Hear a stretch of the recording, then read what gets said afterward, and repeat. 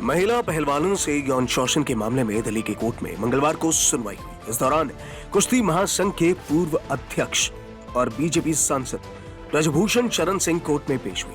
Court ने उन्हें मामले में उनके खिलाफ लगाए गए आरोपों की जानकारी दी। सुनवाई के दौरान सरकारी वकील ने पूछा कि क्या वो मुकदमे का दावा कर रही हैं या गलती स्वीकार कर रही हैं। इस पर ब्रजभूषण शरण सिंह के वकील ने कहा कि मुकदमे का दावा करती है। इसके बाद कोर्ट ने ब्रजभूषण सिंह से पूछा कि क्या आप गलती मानते हैं। इस पर उन्होंने कहा कि कोई सवाल ही नहीं, गलती की नहीं तो माने क्यों।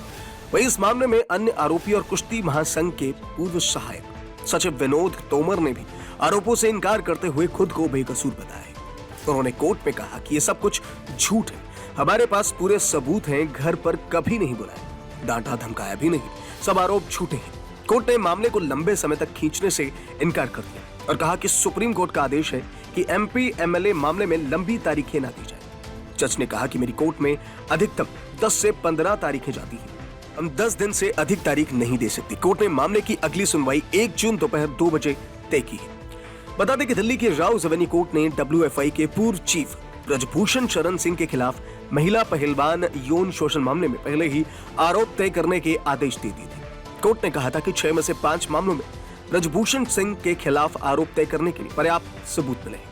5 मामलों में भारतीय दंड संहिता IPC की धारा 354 और 354D के तहत आरोप तय किए गए, जबकि उनके खिलाफ 6ठा मामला खारिज कर दिया गया है। इसी मामले में कोर्ट में सुनवाई जारी है। भारत दंड संहिता की धारा 354 के अनुसार जो भी कोई किसी स्त्री की लज्जा भंग करने या ये जानते हुए कि ऐसा करने से वो कदाचित उसकी लज्जा भंग करेगा के आशय से उस स्त्री पर हमला या आपराधिक बल का प्रयोग करता है तो इस धारा के तहत आरोपी बनाया जाएगा।